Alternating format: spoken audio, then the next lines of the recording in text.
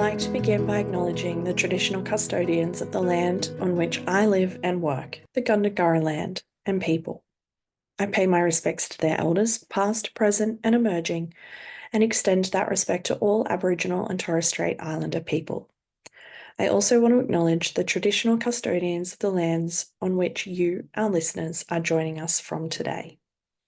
I recognise the deep connection that First Nations people have to this land, their enduring culture, and their commitment to the preservation and care for their country. This land was never ceded, and it always was and always will be Aboriginal land. Hey there, and welcome to Beyond the Surface, the podcast where we explore the stories of people who have survived religious trauma, left high control or cult communities, and are deconstructing their faith. I'm your host, Sam, and each week I'll talk with individuals who have taken the brave step to start shifting their beliefs that might have once controlled and defined their lives. Join us as we dig into their experiences, the challenges they've faced, and the insights they've gained. Whether you're on a similar journey or you're just curious about these powerful stories, you're in the right place. This is Beyond the Surface. Hey friends, just a quick heads up before we dive in. This episode with Colby is such a wonderful conversation, and I really loved hearing his story, and it's something that's quite personal to me in terms of the book that he wrote.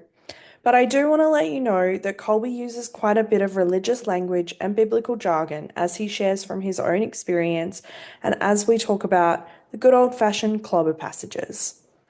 If that kind of language feels activating or triggering for you, please go gently. Skip if you need to or take it slow. Your well-being matters most. All right, let's get into it. Welcome, Colby. Thanks for joining me. Well, you're welcome, Sam. Thank you for the invitation. And thank you for making the time zone work. Yeah, we are in opposite times at the moment, and Yeah, typically yeah. most people, it's very obvious as an Aussie host, people notice the accent difference. So, where in the world are you at the moment? You know what? I almost said San Diego because Oh. that's where I've been for 12 years, but I recently moved to Portland, Oregon, which, Oh. depending on who your primary demographic is, that literally could mean nothing. But let's just say this, I'm on the west coast of the United States of America. Right. Okay. Yes. I do have a good chunk of US followers and listeners, so they will probably have far more context as to Oh, where that is. well, hello, good chunk. It's nice to meet you. Yes. So I mean, most people are going to know you as the author of Unclobber and Yep. as like the famous straight white male pastor who is queer affirming, who never really needed to be, particularly. And so um, I absolutely want to talk about the book at some point, and I'm sure that that will come up. But I like to start these episodes with a super duper vague question, so that you can start Super up. duper vague. Yeah, super duper This vague. isn't just vague. It's not Yeah, even super yeah, vague. This is super du I'm so excited for yes. what qualifies for that level of vagueness. Let's go. I'm Yes. ready.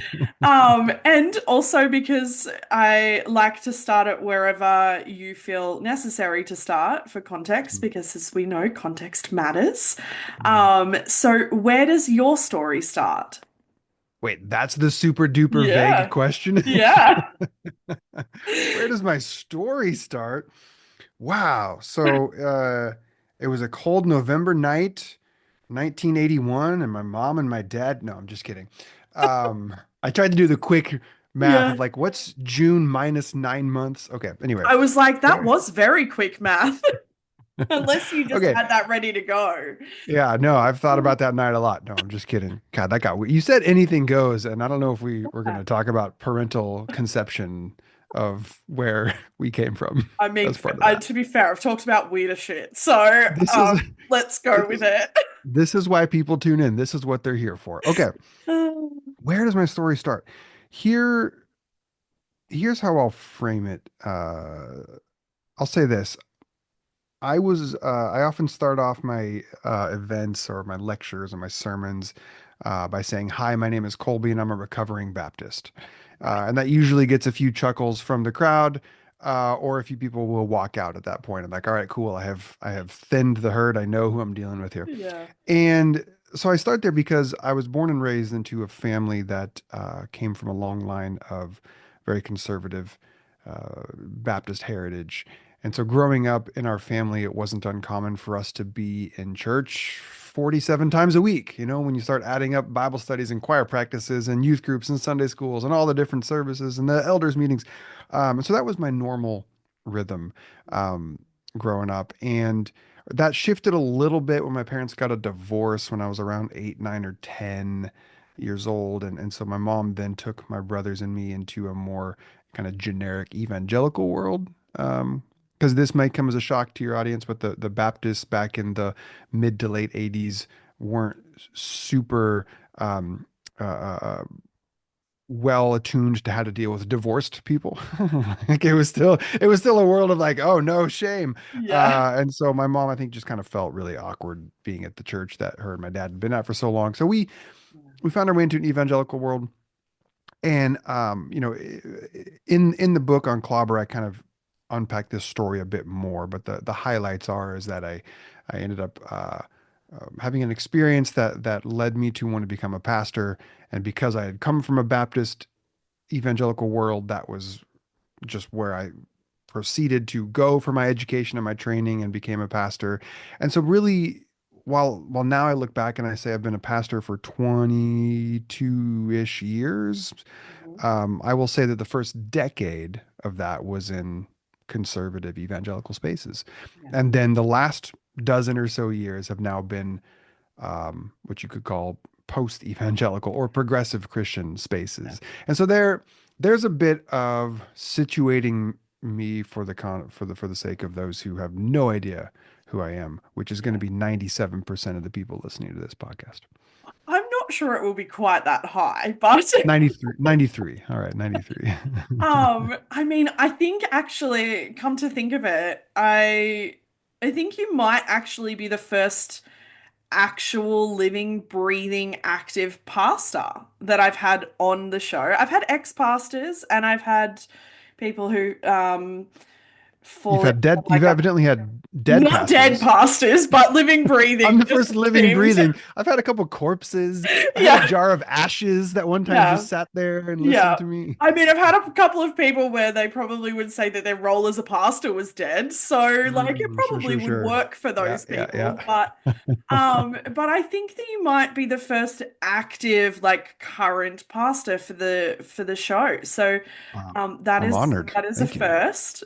Okay. And to be fair, as like a queer person who has been actively harmed by pastors and religious leaders in the past, I got to admit I was actually like shitting myself for this episode. So it is Mm, going to be a really interesting episode because I think it's one that many people need to hear. I mhm. think it's really easy to think that like when your reference point is really shitty, abusive, harmful pastors and religious leaders, that's who you think everybody is. And it took me a number of years to open the pages of Unclobber for that reason. And then I did it, Wow. and I was like, actually, he seems pretty all right.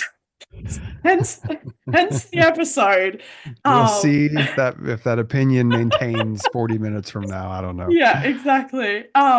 Okay, so growing up in that space, and I mean, in an Australian context, Baptist is a very like enormous spectrum for us. So, Okay.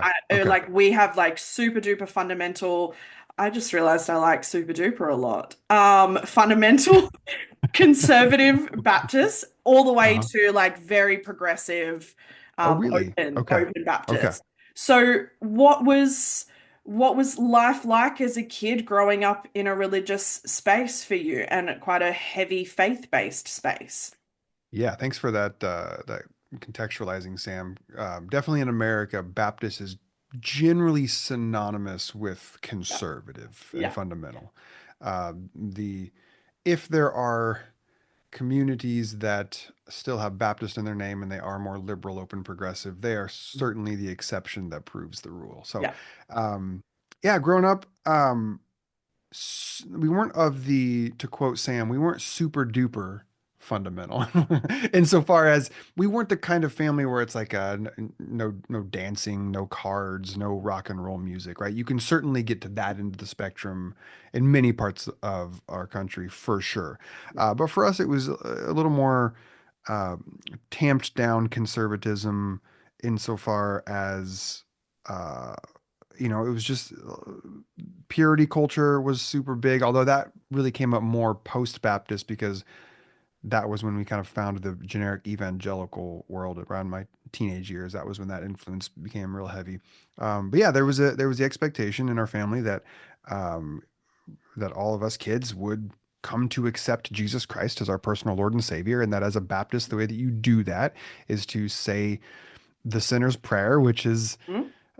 you know, no one would ever call it this, but let's just call it what it is. It's viewed as a magical prayer that once you say it, it somehow secures your name on the Lamb's Book of Life, which therefore ensures that when you die, you go to heaven. Like that is essentially like what is taught and practiced for sure. And Mm-hmm. even though people would have their rejoinders and their explanations for why, well, it's not just that. It kind of is just that. That really was Yeah. the point. And for many people still is the point. Like you need to say some prayer where you acknowledge that you are a sinner, Mm-hmm. separated from God, but that you believe in your heart that Jesus died on the cross as payment for your sins, Mm-hmm. and that you believe that he rose from the dead. And then when you invite him into your heart, you're saved.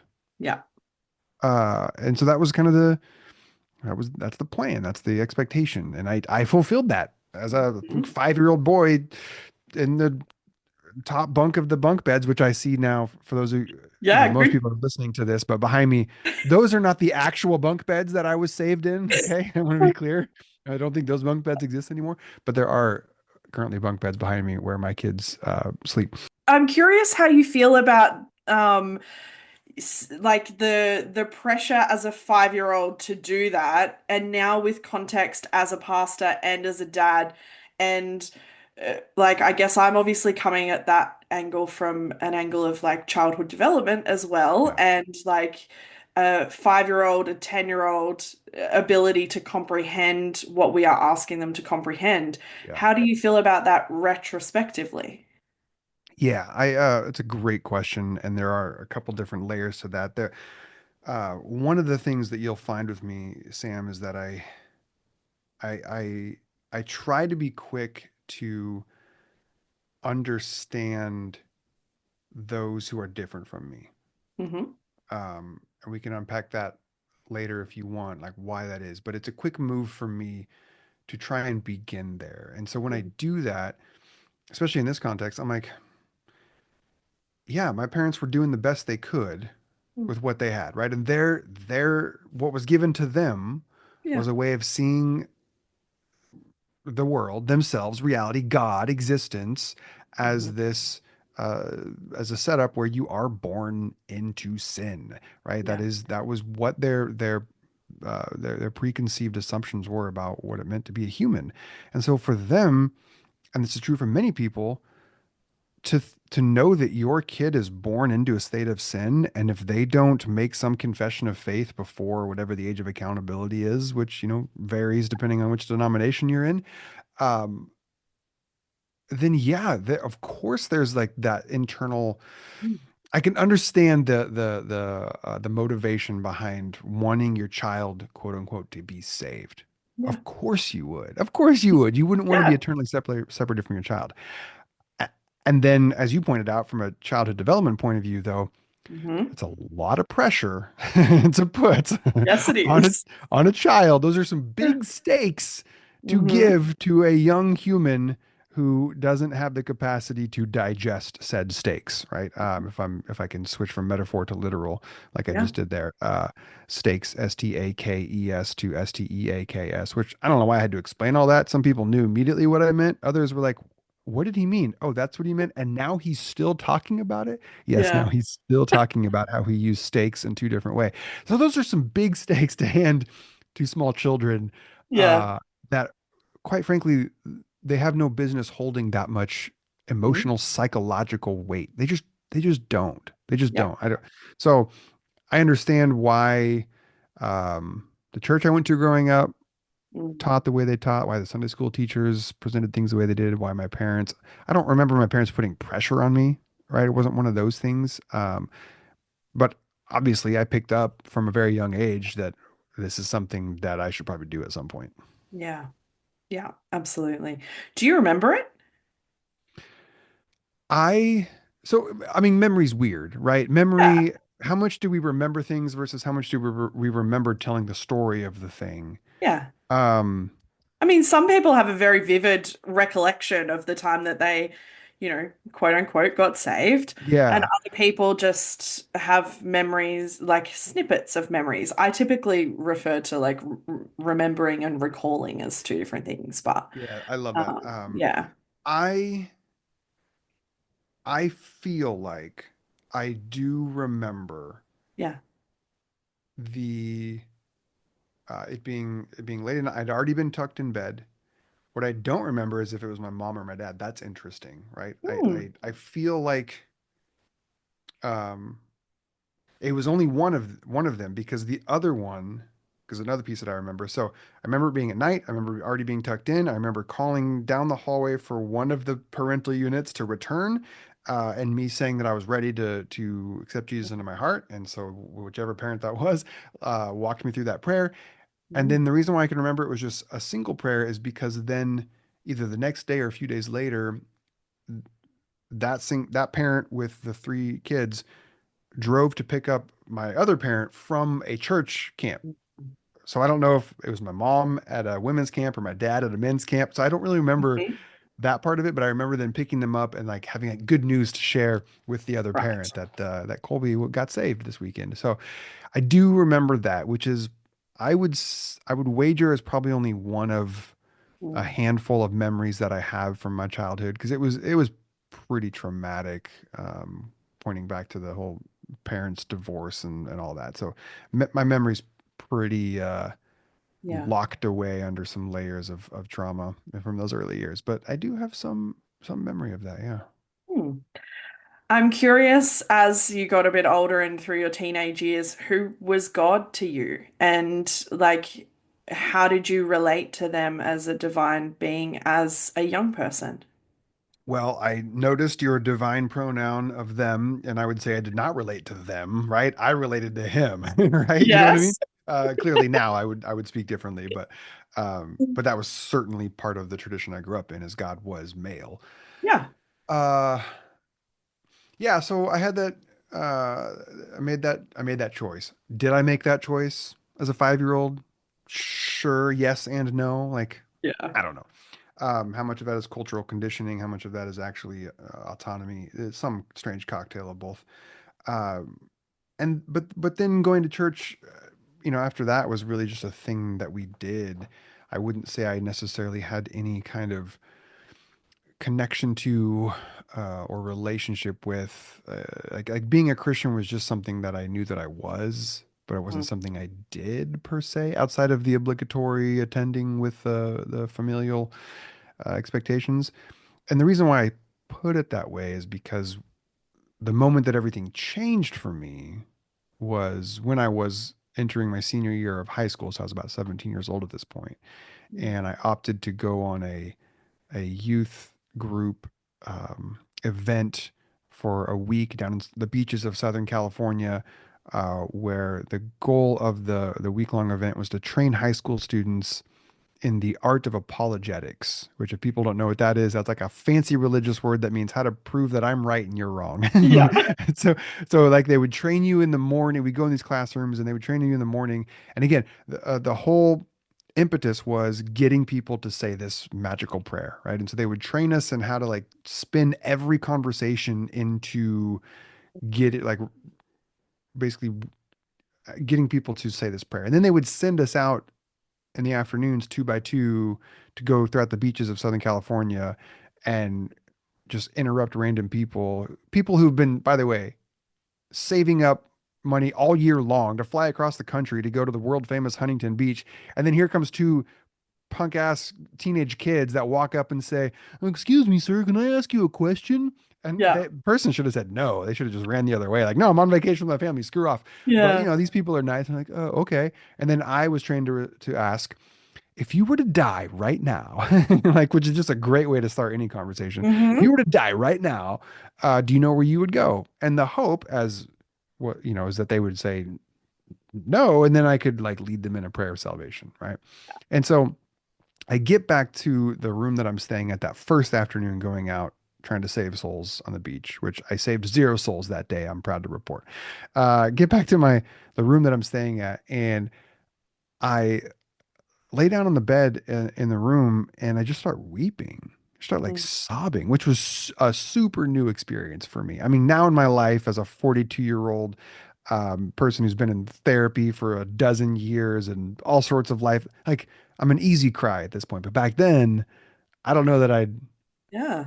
I don't know that I'd really ever cried. Maybe I did. But like this was a new experience for me. And in that moment, Sam, I can remember God saying to me, not like in an audible sense, but in the kind where you're like, oh, there's someone speaking to me right now, and God's like, Colby, this is a chance for you to choose one of two paths for your life. You can Mhm. keep going on the path that you're on, where life's just all about you, and um, you just kind of do your own thing, whatever. Or you can make your life about something bigger and more meaningful and make it about me. And that was the framework of what that I understood it at the time. And what I realized looking back on is the reason why I think I was so utterly broken that afternoon is because I had been exposed to be a kind of fraud out there on the beaches of Southern California. Like I was out there telling people have a relationship with God through Jesus when I really had no idea what that meant for myself. Yeah. Uh, and that sort of disintegration in my spirit broke me. And so that was the moment where I like really did choose to to use the language that would have used back then to give my life to God. That's when a couple days later at that conference I felt the calling on my life to go into ministry and become a pastor. And so that's a bit of the contrast of like I don't know that God meant much to me prior to that, other than just I knew that I was a Christian because I said the prayer. Yeah.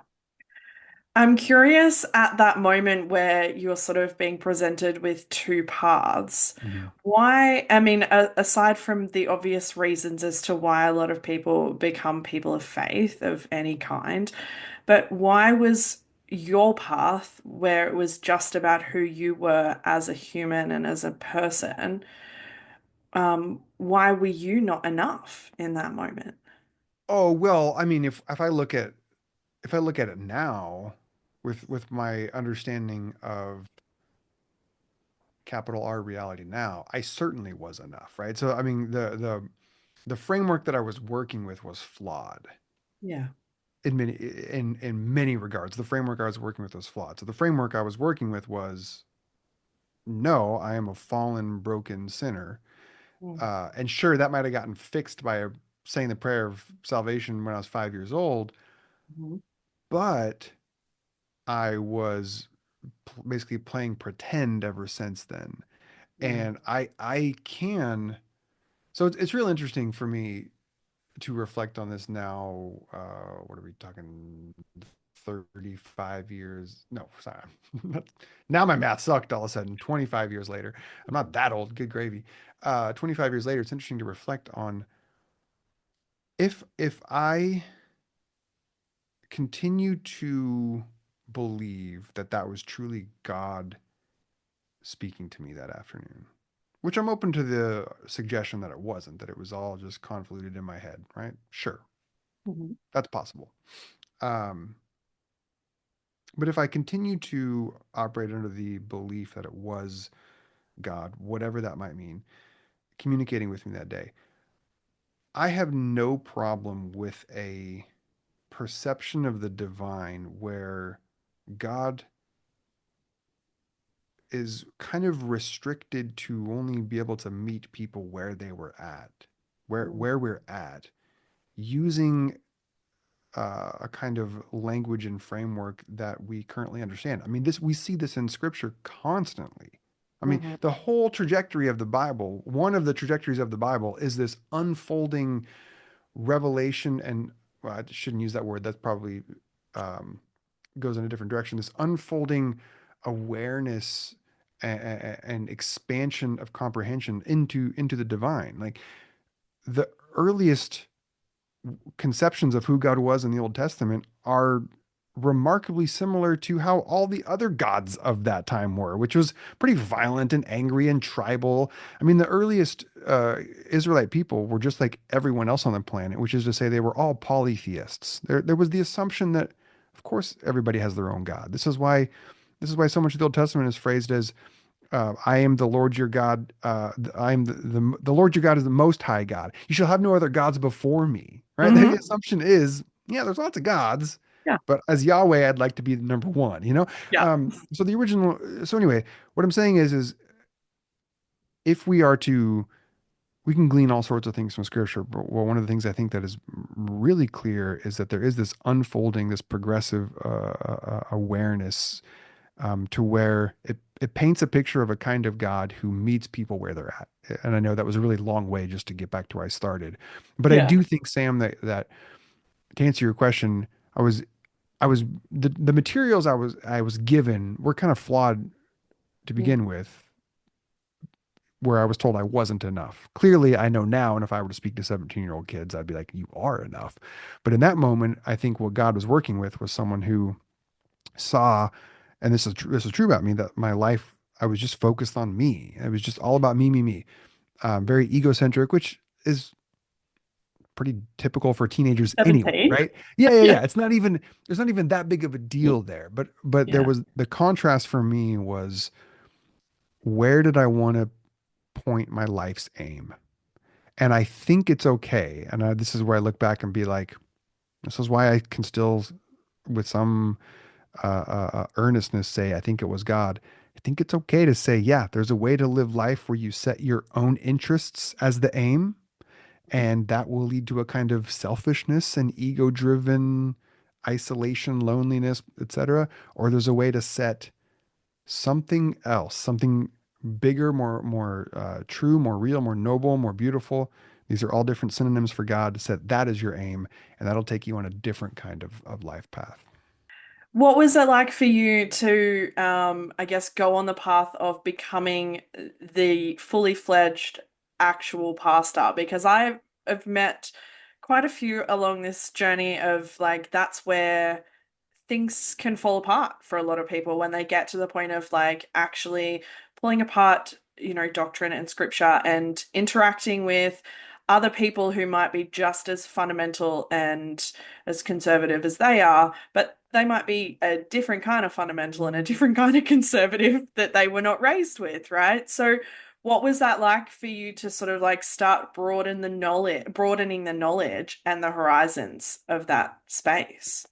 Yeah, two things. One, the broadening didn't come till after my after I got my college experience of getting my degree in pastoral ministry, right? So first I had to decide I wanted to be a pastor, change plans from going into graphic design in college to then going into ministry and study to become a pastor. And so those 4 years um, wasn't a broadening yet. It was a narrowing. It was like a refining of the Baptist view of things. And in many ways, Sam, I thrived in that environment. Mm. Um, I I always did well in school, not because I'm smart necessarily, but because the modality of Western education works well for my temperament. I Yeah. don't mind sitting in a classroom for hours on end, listening to lectures and taking notes, and I'm good at tests and I can write essays, right? So I thrive in that sort of learning environment. I also happen to fit a number of different check off different boxes for, these are the kinds of things that we like in our leaders. Mm. You are male, check. You are straight, check. Mhm. You are you have the relative body type and physique and facial structures that in our time and place and culture map onto, oh, we like the way that looks. Check. So therefore you are now trustworthy just because you Yeah. have like just because of how you were born, right? And then you add on to that like personality. You can be charming and people tend to like you. You have leadership qualities, you have communication skills, right? So I had all these things that just kind of worked in my favor. Yeah, you're the uh, textbook pastor. Yes, in many ways, just Yeah. sort of fit kind of the textbook pastor. Hmm. Now there's a cynical way to look at that, and then there's a charitable way to look at that, and it's probably some combination of Yeah. two, right? There's probably people that fit that mold that maybe in hindsight shouldn't have taken that career path or been given those roles. And there might be Hmm. some people out there that think that about me as well. I have no illusion that I have um, nailed my job as which is to say, done really well being a pastor in every context. Um, but I do think that it was a combination of, oh yeah, this career path works really well for me, and I'm good at it, and I Mm. like it, right? So those my time in college and then working at the first church after college Mm. um, it was a good fit. It was a good fit for that system. It was a good fit for that world. But Mm. then when I started the broadening of the mind about a year or so after graduating college, that's when I started to become the new wine that did not fit in the old wineskin. Yeah, yeah. Did you, before we get to that broadening, I want to ask, because I obviously don't know what, because you've mentioned you have siblings. I don't know what they do, but did you become the golden child by becoming the pastor? Oh no, I just further cemented my status as golden Right. child. Oh, right. Yeah, I kind of had always been, right? Like it just Um, I was okay. the middle child, but I often functioned as the oldest child in terms of like birth order kind of Mm. patterns and archetypes. Um, and yeah, it, it was what it was. I was Yeah. successful in most every endeavor, and I just was Mhm. a kind of golden child in most efforts. So then sure, becoming a pastor in sort of the larger network of Martin family extension Mm. was certainly like, yeah, that makes sense. And now you're elevated even more, which has caused that then to unfortunately go the other direction as a result of Yeah, leaving I mean, some. the reason I wanted to ask because I were like, oh, we can ask the comparison question a little bit later, I Yeah, suspect, in the conversation. But yeah, I do want to ask as well, because you mentioned purity culture, and typically the people who I have on my show, purity culture really, really sucks for those people, women, queer people. And so what was purity culture like for straight white male, where it's not harmful, but is the least harmful in terms of yeah. communities? Sure, sure, sure. I like that you pointed that out. Certainly there's a reasonable argument to be made that someone like me would the least harmed out of that sort of system, Hmm.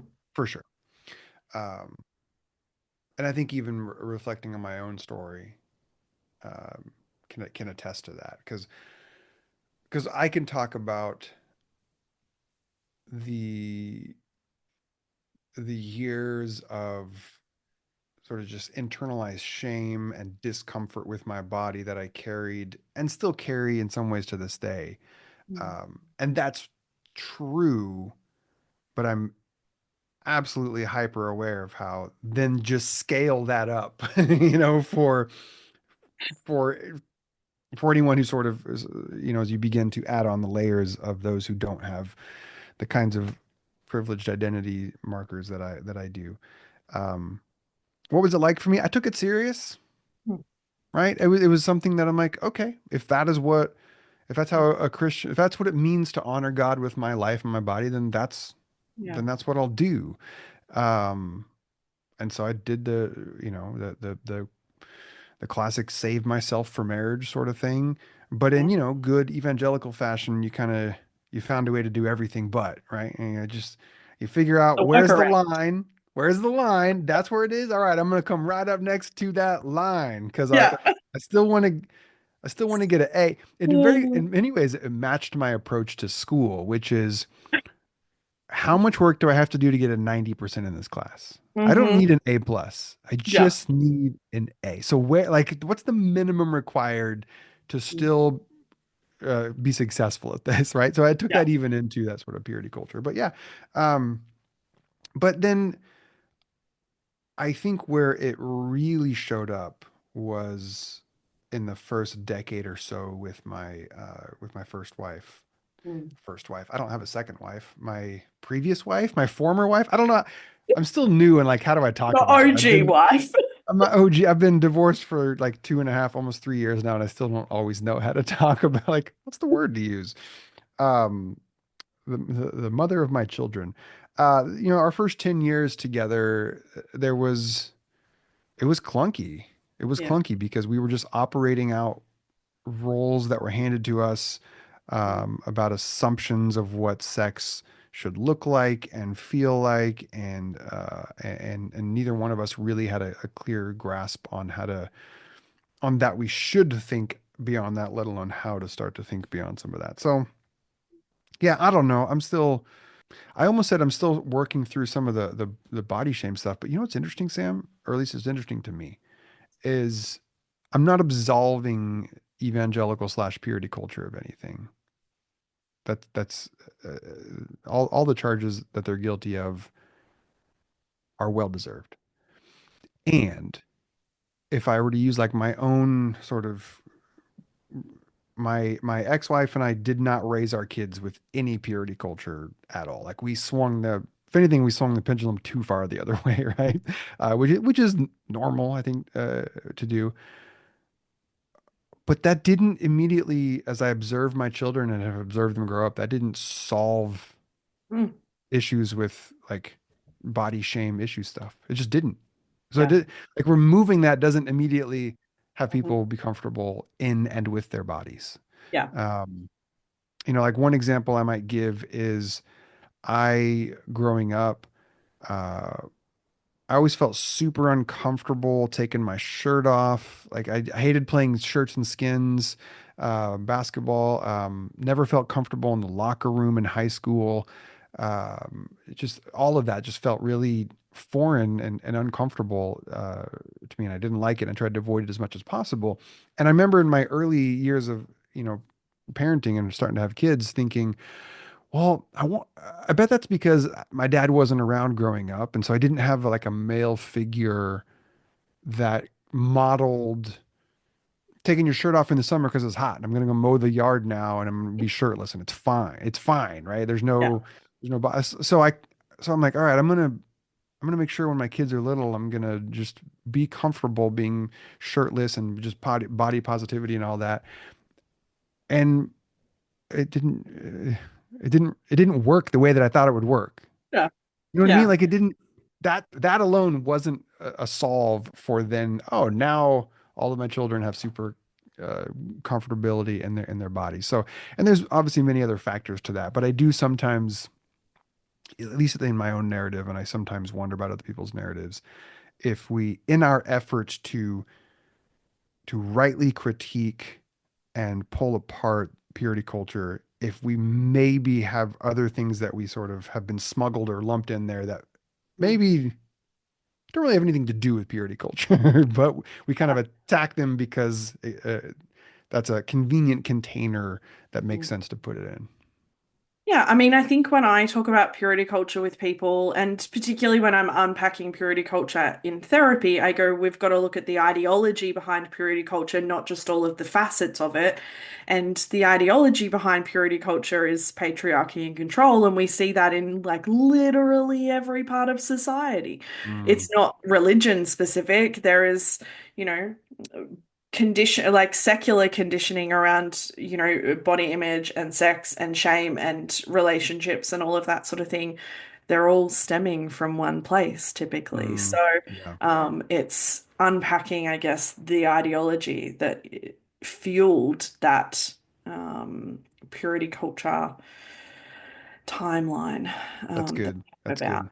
Yeah, it's Yeah. almost like the some of the things you mentioned are like the stanky ingredients that purity culture like built a cake using some of these stanky ingredients. And if we just Yeah. attack the cake as like the problem, then we're missing out on the fact that well, those ingredients are often used in other things too, and are Yeah. negatively affecting other baked goods.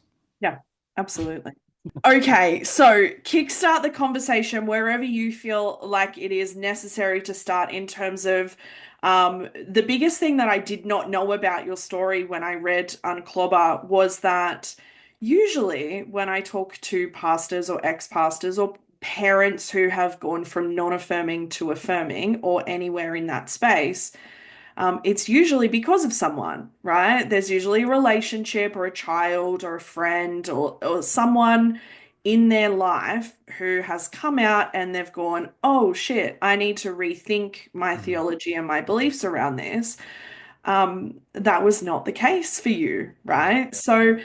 I would consider that fairly rare, I imagine. And so why was this important for Yeah. you to look at and to unpack and to go, this is not okay? Yeah. Real quick though, can I say something real quick to Yeah. like you just beautifully described what is, I affirm your experience.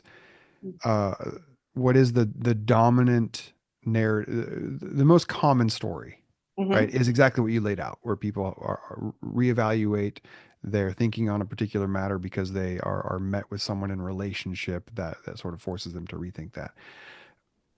What I want to say about that is I have found in my work that sometimes can get minimized or dismissed by non-affirming Christians. And what they'll say is, "Oh, you only became affirming because your child came out." And so they're like dismissing that as their path. And what I want to say to them oftentimes is, yeah, what did you want them to do? Like, and obviously I know what they wanted them to do, which was to Yeah. shame their child and sort of try to, obviously we know what that looks like. But the fact that people's experience when that is what they do gets dismissed as though they should have done something different, for me is such a tragedy. Like for those out there who their response to their child or their brother or their sister or their aunt or their co or whatever was to be like, oh, this person whom I know, and I know they're a gracious, kind, beautiful human, right? When you read sometimes Romans chapter 1, and which is often seen as one of Paul's opinions about homosexuality, and it's not. But when you read that, you read about people who have turned their back on God, and God's given them over to the due penalty of their error, and people who have worshiped the created instead of the creator. And you just read about these humans who the description is appalling, and you're like, but that doesn't fit my neighbor Deb. Like I know Deb, and Yeah. that's not Deb. And just because Deb told me she's a lesbian, like so you know what I mean. So people, this is what we want people to do. Is we want people to be changed when they are met with other people's stories. So it's a beautiful move of empathy and understanding and compassion. So I just wanted to say Yeah. to anyone, if they've ever had their story dismissed or cast aside because someone says, "Well, you only change your mind because of," it's like, yeah, that's exactly what you would want a parent to do in that situation. Okay, Yeah. so your question to me was like, I guess I would answer it by this, similar to how I said um, that I was well mapped for being a kind of pastor, and I was well mapped for being a good student. And if this is what a good Christian does in the world of purity culture, then that's what I'll do. For me, ultimately, when I look at what caused me to reevaluate my position on the clobber passages, it was rooted from the same place, which is if I'm going to say that I believe a thing, I damn well better know what I actually believe about a thing. Mm-hmm. So for me to audit and to examine the Bible and homosexuality was me seeking theological integrity, because Mm-hmm. this was a topic that prior to when I started to study it, I had never given it much thought. I just always started taking the party line. or I'd sort of read through 1 Corinthians 6:9 or read through Romans 1:26-27. I'm like, oh yeah, okay, I guess homosexuality is a sin and it's not God's design. Okay, moving on, right? Just never given it much of a thought. Uh, and then I can remember shortly after college, I was working at a church and I was trying to get licensed in the denomination so that I could be an official pastor to marry and bury people.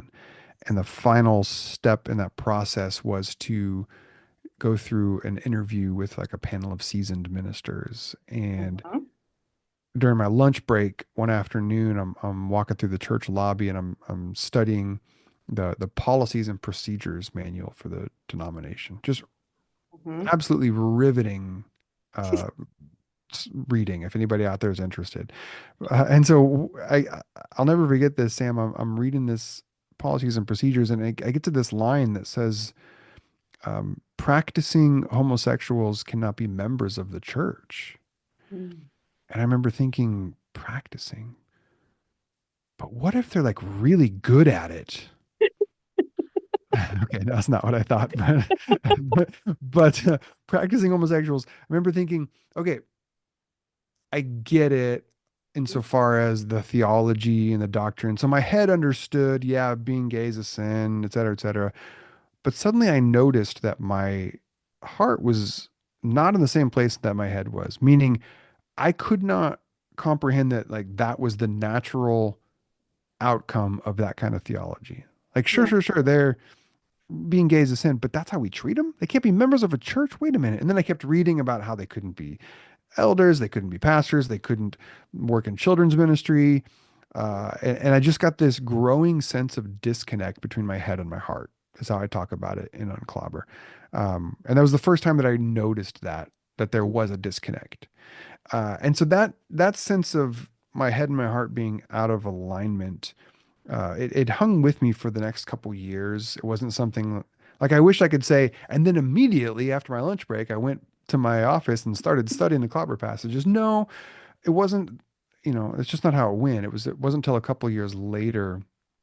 And to this day, I can't really remember what ultimately pushed me to like revisit the topic, but there was something that happened around 2009 or 10 where I Mm. gave myself permission. I'm like, all right, I have sat with this lack of alignment for a couple years now. It's time to do something about it. And I didn't know Mm. going into the study of the Clobber passages where it was going to land, right? I didn't know. I was open to the possibility that my head would remain convinced in the historical position, and then I'd be like, "Sorry, heart, I know it sucks, but you got to find a way to get on board." Which I do think, and I'd be curious from actually your thoughts on this. That move of keeping the head here and then forcing the heart to kind of get in line with it. I think that's often what is behind the uh, the saying "love the sinner, hate the sin," Mhm. which is super problematic in its own right. But I think what Yeah. that's articulating is people who they know there's not an alignment there. That Mm. doesn't feel good for them to live out this really crappy belief, but they're committed to the crappy belief, so they find a way to like force my Mm. heart into it. Um, so I didn't know if that's where it was going to go, or spoiler alert for those who haven't read Unclobber. um, it turned out that that when I put these, and if people don't know, by the way, the term clobber passage is a term that was given to the 6 verses in the Bible that historically have been misused. I say misused to justify discrimination against primarily gay and lesbian people. Been used to clobber them in the past, right? That's where that comes from. Mm. And so I put all of my training into the study of these, right? Which is to say, put them in their historical context, their literary context, their cultural context. Try to understand the original language and the original intent of the author and how the original audience would have understood it. All the tools of my trade I put into these. And after a pretty exhaustive and extensive time of pouring myself into this subject, I came out on the other side being, well, we've got this wrong. The church has gotten this topic wrong. The Bible does not say what we've always been told that it says. So fortunately, my heart was the one that got to remain fixed, and my head was the one that moved. Yeah. I imagine you sort of said spoiler for those who haven't read the book, but I am imagining that unless they're a first-time listener, I can't imagine that they're going to think that as a queer host and person, I'm going to have a non-affirming pastor on the Surprise! All of a podcast. sudden, 40 minutes into the episode, Um, and now this is why you are a sinner. Let us begin. um, but I guess, I mean, as you're sort of talking about that head and heart situation, I'm sort of just going like, that's just like cognitive dissonance, right? Is like something is not lining up Yeah. here. Like I feel this and I'm feeling this, and cognitive dissonance is not exclusive to queer people. Obviously, we experience it quite like there is always like a head and heart separation, even in that process as well. Particularly if you grow up in that space where you are told that the clobber passages are, you know, the right way to live. Um, and so I guess the reason that I ask that is because anytime somebody tries to find alignment where there is cognitive dissonance, that likely comes with a cost. And typically, in the situation where I sort of mentioned, if there is a family member or a loved one or something like that, it's easy for those people to go, it's worth the cost that it might in terms of what I might lose as a result of having this stance. And I know because I have read Unclobber, it did cost you as well. Yeah. And so I guess I want to know why it was worth the cost for you as somebody who didn't really have a stake in the game. Yeah. And the cost that Sam is referring to is that um, within a couple months after internally coming to the conclusion that we'd gotten this topic wrong, and so becoming personally an affirming Christian, within a couple months after that, maybe a year, I don't know what the timeline was exactly, but so I do remember it was September 21st, 2011, when President Barack Obama Mhm. um, signed the repeal of Don't Ask, Don't Tell, which was the American ban against gay service members. And so I posted to my Facebook that night, real smart, like just brilliant move. If you're gonna make any sort of opinion, go to Facebook to do it. I mean, to be But I fair, as I read it, I was like, oh, that's not going to go well, Colby. Why? listen, there's again, hindsight is you have really acute vision. You can see things real clearly in hindsight, but at the time it was a little bit, well, it was a lot naive. I don't know. There's a lot of things going on there, right? So Yeah. in the moment, um, I I there was a part of me, and I don't know how big this part was, but the part that led me to post on Facebook, which I did, I posted on Facebook that night, just a link to an article announcing the repeal, and I put 6 words. I put, "I'm glad this day finally came." Yeah. So there's a part of me that thought that that would be a shared sentiment within the larger Christian community, certainly within the church that I was working at. Now, where the naivete is, or maybe just straight up ignorance, is that I was working in a very conservative city at a very conservative evangelical megachurch Mm. that clearly stood on the side of non-affirming. Not that the church ever talked about it. The church really practiced don't ask, don't tell. Like there was no policy about how I'm sure now they force their pastors and staff to sign statements of affirming Yeah. traditional views on marriage and whatnot, but back then that did not exist at all. Mm. But it was just sort of assumed and implied, like most evangelicals back in that day, like, yeah, of course you're against homosexuality and same-sex marriage. Uh, but also our church was really committed to this idea that within the kingdom of God, there's no room for discrimination. Mm.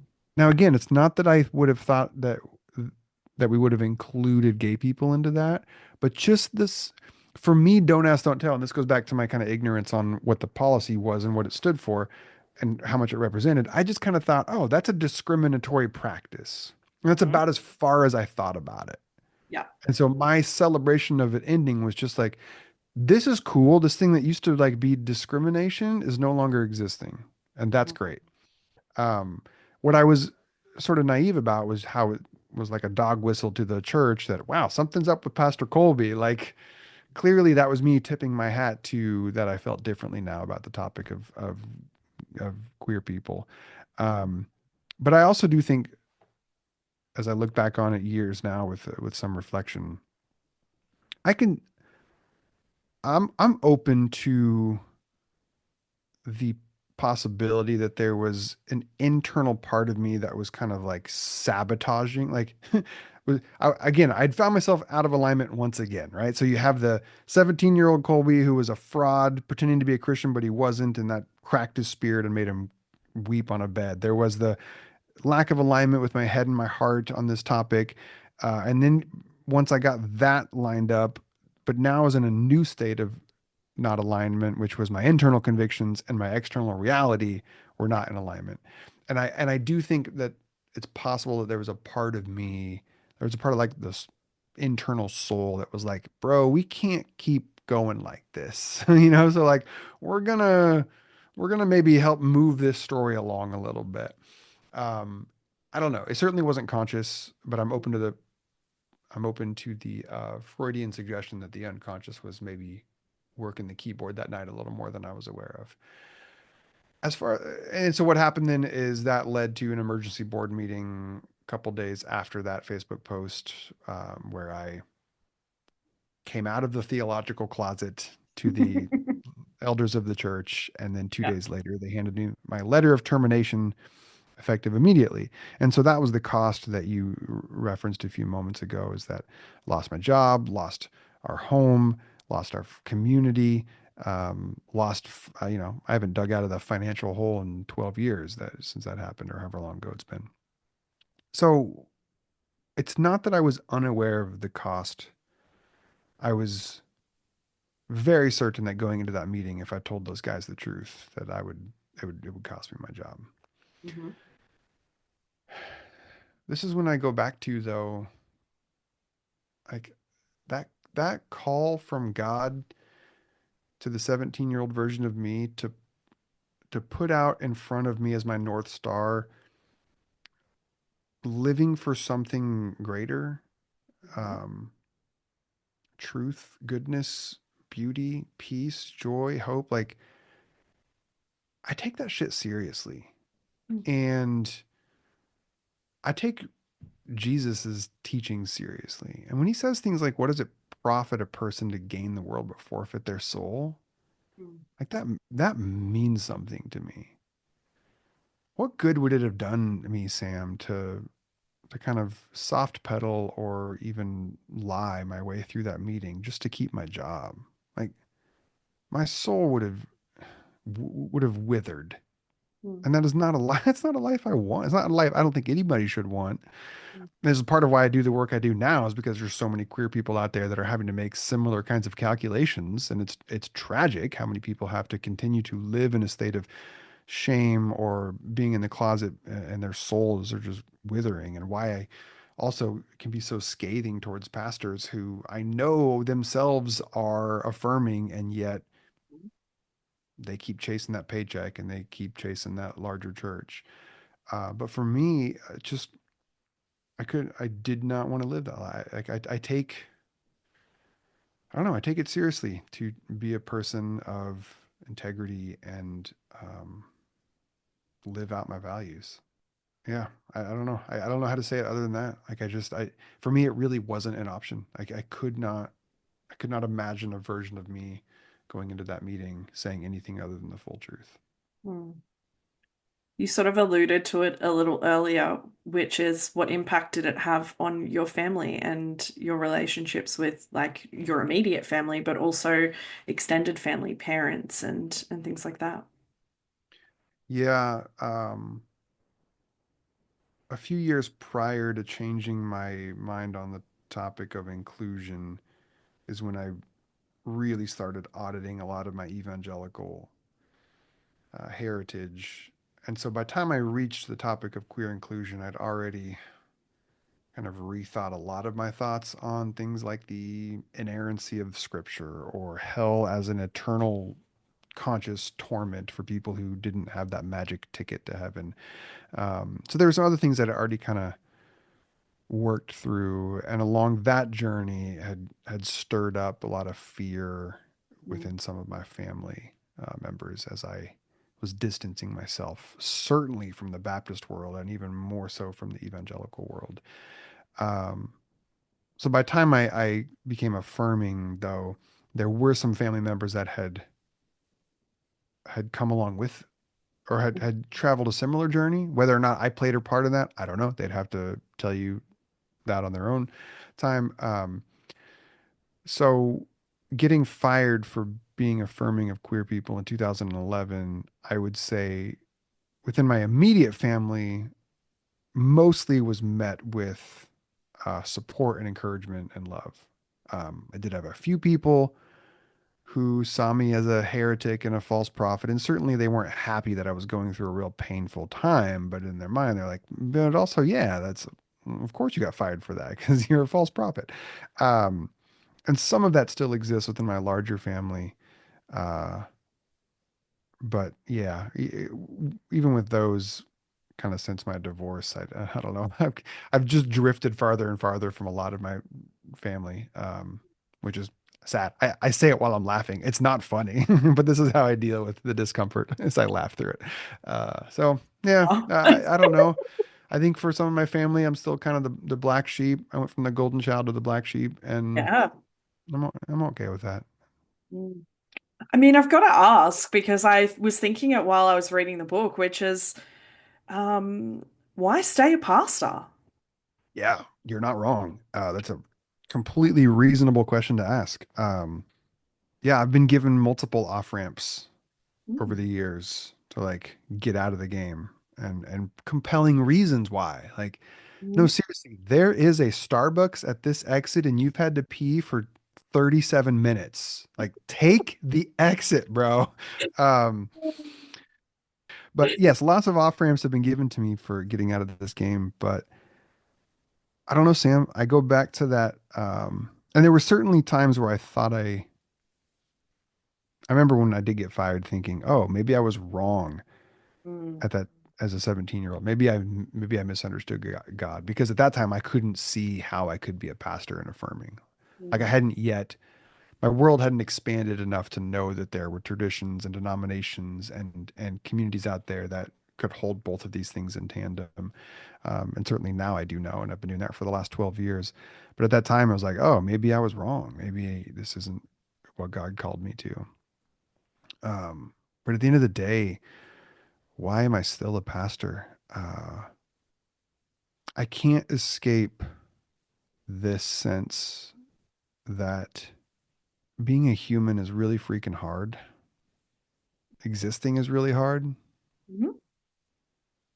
It's full of suffering and loneliness and pain and chaos and confusion. And yet, there are some ways to approach life that seem to provide a kind of resilience, stability, security, peace. Mhm. If I can even quote Paul, a peace that like doesn't make sense, it surpasses understanding.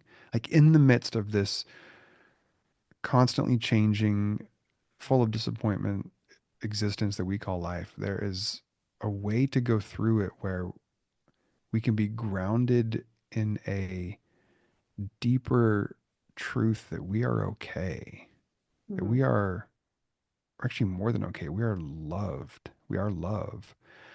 And for me, one of the consistent paths that I've found to that kind of way of being a human is through the life and the teachings of Jesus.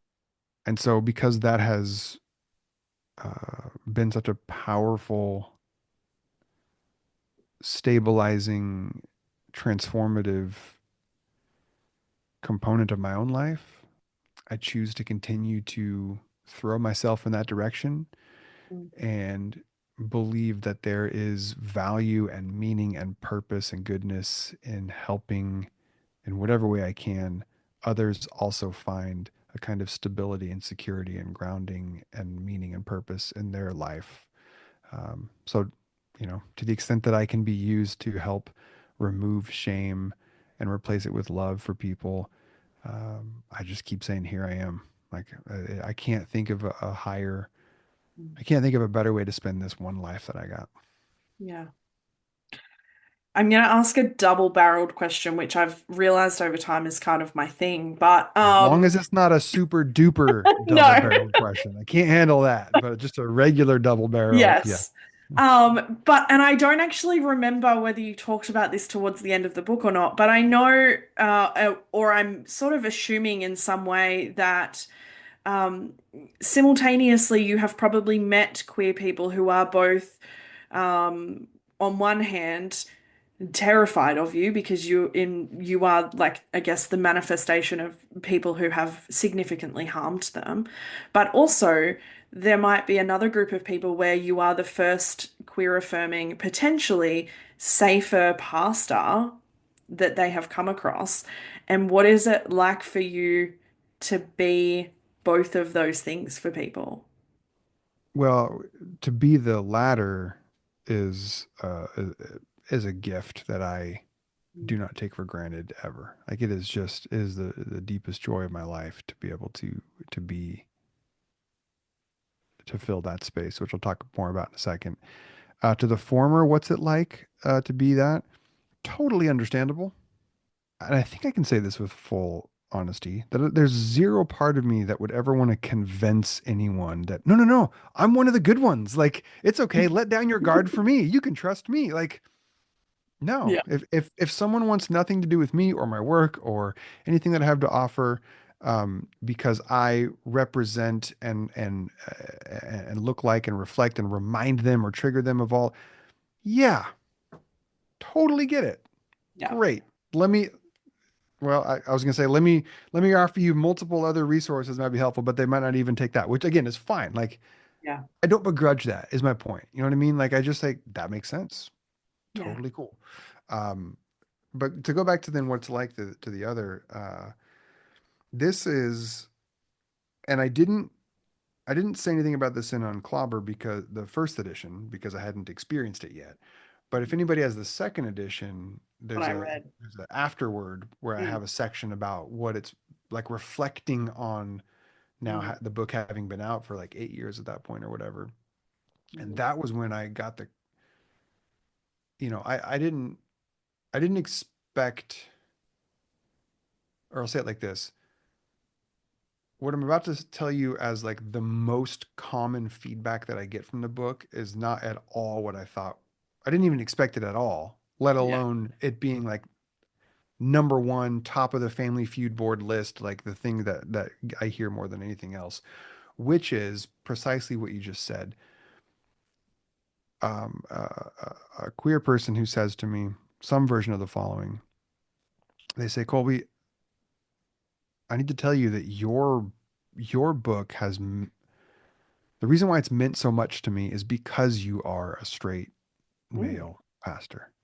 And hmm they'll say, I've read so many other books by gay and lesbian authors, and they're great. This is what they say. They're great, but I can't help as I'm reading them get it out of the back of my mind that like, yeah, but you're just saying this to sort of justify yourself or whatever. And they say, but your work, because it comes at it with this having no dog in the fight, like it what it does, Sam, is it is what I've discovered is that people tell me is that it lands differently for them in their heart and their mind and their body, that it allows these things to land in a different way. And I think, um, and you can certainly speak to this better than I can, but part of why talk therapy works when it works for people is when you're sharing with your therapist some of your the past trauma that you've been through, and as you're telling the stories you're reactivating your nervous system, you're putting your body back in that sort of activated space. hmm But ideally your therapist reflects back to you compassion, non-judgment, loving kindness. And so the hmm brain actually gets to wire new pathways to connect a new emotional experience to these stories, so hmm that that's kind of how the healing from our past trauma begins to happen. And I think there's something about hearing the same kind of person, straight white dude, who sort of put the harm in the hearts of queer people, having that same person like replace it with love and compassion has been really powerful. Not for everybody. Again, not for everybody. There are those for whom that's absolutely not their experience. But I have been overwhelmed with how often I hear that from people, and I just, what a gift! What an absolute gift to be able to be that and do that for people. Yeah. And I think also for, for people who are listening, particularly for queer people who are listening, who have not read your book for a various number of reasons because it might trigger them in any way, that can also like give that permission to evolve over time because, like I said, I only just read Unclobber this year because Yeah. it was not a book that I was fair touching with a 10-foot pole, honestly. Yeah. Only because I was like, I'm not listening to another straight white male for guidance and for support and for like knowledge, despite the fact that my own therapist is a straight white male, but like that's beside the point. But it was like I guess I say that to sort of say like give yourself permission for that to evolve as well over time. And it is yeah, I mean, the book is full of like biblical language, obviously. It is not the type of book that I thought it was going into it. And so I think I would also stress that. And there's a lot of humanness in what is a theological book as well. And I think that's what I appreciated about Unclobber is that, yeah, you didn't have a stake in the game, and yet you did it anyway, and it cost you. And it probably cost you in ways that you don't share publicly and that you don't write in the book, I imagine, because that's my therapist brain going online. Um, but you could have just been like every other pastor, which is why I asked why was it worth it type of question, because you could have been like, a significant number of other pastors and not done the work or just continued to keep it quiet and not share that. But you didn't. And the thing about allyship is that we need it, and we don't want to put it all on queer people to do that advocacy.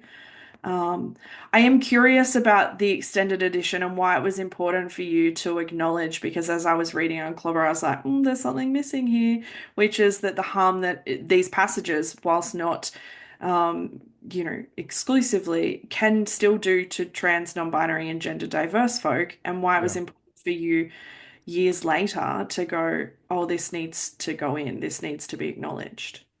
Yeah. I think it's reasonable to say that certainly back in 2011, when I or 2010 when I changed my mind on this, 2011 when I got fired, 2012 when I first started writing blogs about this and Facebook articles about this. Um, and then when I wrote the manuscript in 2015, even at that time, and maybe I'm more speaking from an American context, Mm, the uh, the conversation around transgender people had just not reached mm, much of a critical mass tipping point yet. It just wasn't. It was in the water, mm, right? But it really wasn't something that was certainly compared to what it is today, right? So there was and so that's one response is it just really wasn't on mm, as many people's radars, myself included. Two, I did want to keep the scope very narrow, and that was a decision that me and the editor made, which is why I don't talk about Adam and Eve. I don't talk about Genesis and fall of creation. Like there's a lot of things I don't talk about. Which, fun fact, that'll be in book number 3 coming out next year. Um, uh, and so didn't so I really kept the scope very narrow, which is Bible and homosexuality, like just the clobber passages. What are the things that have been used that seem to talk about sex acts? So I had to have a narrow scope, right? So there just mhm, wasn't. We had to pick and choose what to address with that. But by time the second edition came out, we had, as a culture, like moved we had broadened the conversation to include far more aspects of the LGBTQ mm, panoply, right? So non-binary and intersex and transgender, um, and so that's certainly even though the scope of the book remains unchanged because it wasn't a rewrite of the book, it was just it was a minor edits and changes and study guide and an afterword. Um, it still felt like, okay, I do want to name and acknowledge that if someone goes in, because of, I think today now they would, and maybe this is what your experience was, is you would go into that being like, cool, this author is about LGBTQ inclusion, therefore I would assume there would be stuff in here about the T of the LGBTQ, and largely there isn't, right? Yeah. And so there can be that, wait, what? And I just want to say, keep in mind that it was written in 2015, and it was just it was just different back then. Yeah. Um, and then, but what I did want to make sure that I do between the first edition and the second edition, and this happened, and I tell this story in the afterword, is there was a gentleman that came to our church for a while, and he was an intersex transgender man. And he came up to me after a sermon one Sunday, and he said, "Hey, Colby, can I talk to you?"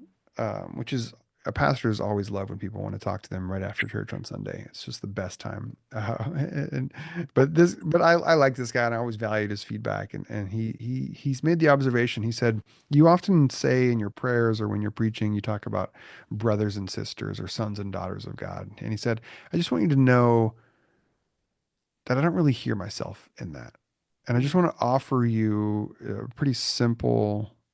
Switch if you wanted to say children of God instead of sons and daughters of God or siblings instead of brothers and sisters. And as soon as he said that, I was like, oh, oh, that makes a lot of sense. Totally easy. Like, and from that point on, whenever I wrote, and it took me a while to try to change how I speak, and I think for the most part, the change has been complete. But so then when it came for the second edition, I went and I found all of the instances in the manuscript where I said sons and daughters, and I swapped it out for children, and I found brothers and sisters, and I swapped it out for siblings, because yeah, I was like, okay, time to update that and be more inclusive even in how we talk about those things. Anytime I have someone on this podcast, there is always elements of pain and grief and loss and throughout typically their story of, navigating all of the scope of life. But what has healing looked like for you? Because there has been loss, there has been pain, there has been, you know, some harm done. What has healing looked like for you? I think the way that I'll answer that right now, healing has looked like, I'm going to say a beginning of, because I'm by no means there, Mm, but a beginning of the probably the rest of my lifelong project of trusting that I'm okay. mm, Healing has looked for me like trying to notice in the language I use, because I can't say that I believe it yet, but I'm actively trying to believe that I am worthy of love. mm, I spent much of my life not just being told from a religious perspective that I wasn't worthy, but then from my mm, own way that I was raised from my parents and sort of treated by my parental units who were doing the best that they could, but still had some pretty nasty effects on me. Um, just was ended up believing that I wasn't really worthy uh, of love um, and so healing for me has looked like, no, I am okay, meaning like with God, with the universe, with self, like I'm okay. mm. And nothing I Yeah. can do to change that. That's just I am okay because of course I'm okay because I've always been okay. All right, that's my mantra. And then secondly, and related to that, is believing that I actually am worthy of love, and that's an okay thing to say out loud. So that's what healing Yeah. continues to look like for me. Mm.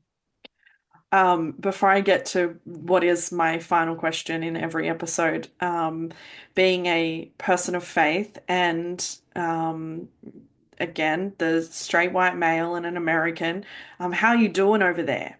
Because it's a bit of a shitstorm in the US at the moment, and we are Yeah. looking at that and we're going like, how are you dealing with that? Not just on like how are you dealing with that as a pastor, but how are you dealing with that as just a human who sees value in people?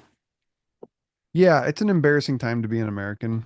Um, there's no doubt about it. I still can't fully wrap my head around the fact that in 2016 we elected a failed businessman, reality TV show Mm. person into the highest office in the land. Especially the whiplash of seeing how many evangelical Christians supported it. Like, wait a minute, that's the exact representation of everything that you told us not to be like growing up. Yeah. How in the world did you just suddenly Mm. let go of all that? So there's certainly that. And then absolutely as it relates to our LGBTQ siblings over here, like it's a scary time. I mean, I've got dear friends who are trans who are like actively pursuing how to move to a different country because it's and that's not just like posting on Instagram like, oh, I'm moving to Canada. This is like, no, flying to that country, visiting, scoping out cities to raise their family and sort of thing.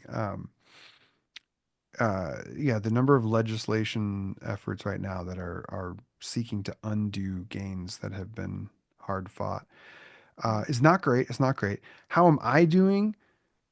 Obviously, we could and I should name the privilege of being able to not be directly affected by a lot of that. But I think even before that, and this is kind of what comes up for me when you ask that question, even before that, I remember the very specifically the day after our 2020 elections when Biden won and Trump was no longer president. I remember my nervous system for the first time in 4 years just feeling a little more chill. Like, wait a minute, just not having that person Mm. flood every single channel of our media, um, like, oh man, there's a sense of like, it felt like normalcy was restored. Now that's not, whatever. I'll just leave it there.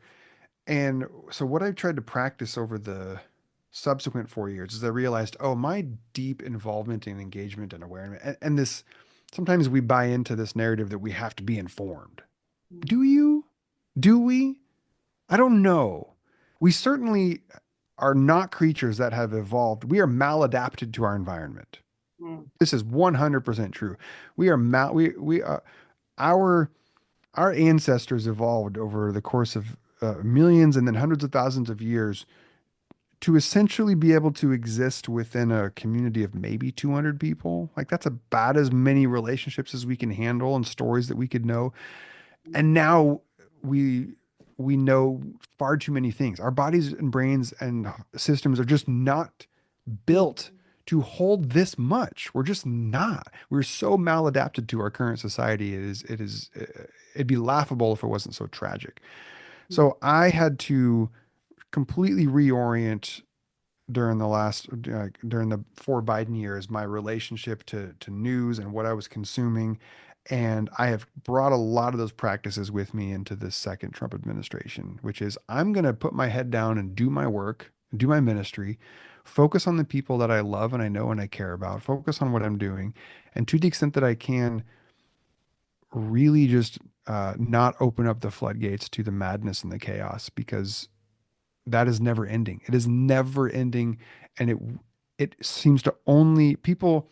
I'm not sure I totally believe in what I'm about to say, but I think sometimes people convince themselves that they have to be informed because that's what activates them to move for change. And I'm like, I don't know if that's true. I feel like Mm. you can be motivated from a place of wanting to bring change into the world without also like opening up the spigot to the constant Mm. crap that comes out of literally every orifice of media these days.